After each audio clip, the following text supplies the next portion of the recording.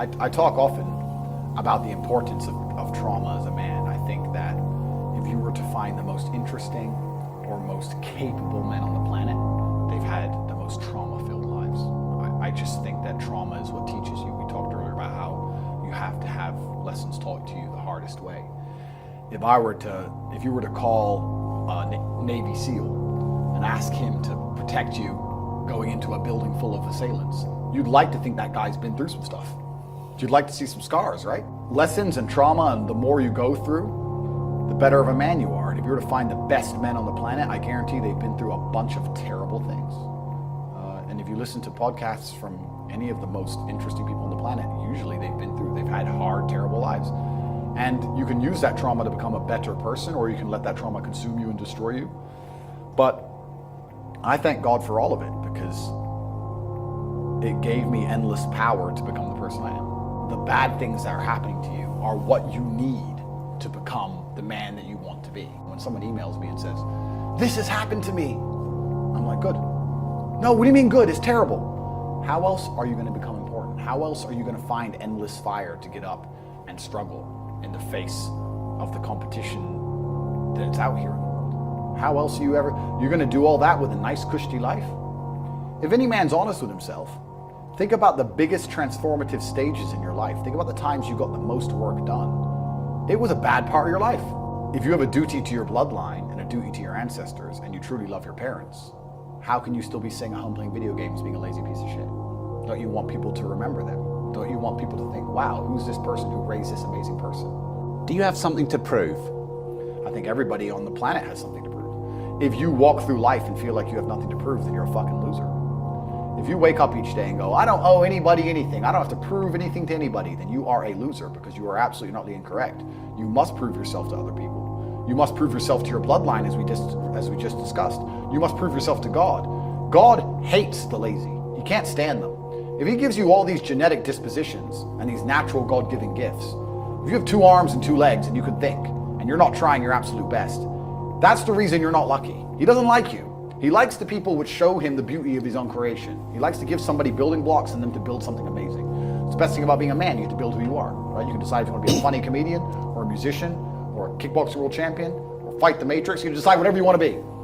God loves to see that. Those people, for some reason, seem to be enormously lucky, right? The person who goes, I don't have to prove anything to God. I don't owe all of my ancestors any effort. You know, for 5,000 years, people were dodging saber-toothed tigers and catching the plague and running from Genghis Khan just for my stupid ass to be born. I don't owe them anything. I don't owe them a thing, because I want to play video games. These people are fucking losers. You should walk through earth with force inside of you. As I walked into this hotel reception, everybody looked. Not because they know who I am, but because as I move, even if it's behind their head, people feel something and they go. It's an energy that comes from brutal competence. It's almost like an evolutionary thing where a rabbit can just smell a fox. It just knows.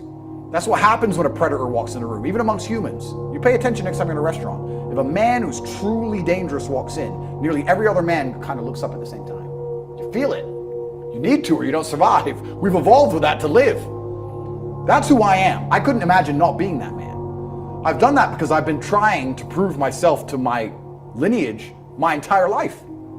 I wake up every day with something to prove. I have hundreds of millions of dollars. I wake up and think, fuck, more. I'm in fantastic shape, 4 times world champion. Fighting the Matrix out here by myself, more. I will have to be braver. I must try harder. All I do is prove myself. So when I hear people go, I don't have nothing to prove, then you're a fucking loser. Peasants have never felt like they needed to prove anything. But kings felt like they needed to go and conquer land. Isn't that it's coincidental that the king, who already had it all, felt like he needed to go to some far-flung land and conquer it and take it and prove he's the king. But the peasants, oh, I don't have to prove nothing to nobody. You're a fucking loser then. You're a dummy. I absolutely and utterly, completely have everything to prove to everybody all of the time. That's who I am. I will prove anything to anybody. If I sit and say X, I will prove it to anyone. I can be checked any time. If someone were to come up to me in that lobby and argue with my ideas, I would have proved that my ideas are sound. If they would have attacked me, I would have destroyed them completely and absolutely. That's who I am. So yes, I have a lot to prove, my friend. I think the universe is absolutely and utterly giving. I've never seen anybody dedicate themselves to something completely and fail. I've never seen somebody eat right, go to the gym every day, train really hard, and not be in good shape. I've literally never seen it. The universe is extremely giving. If you actually try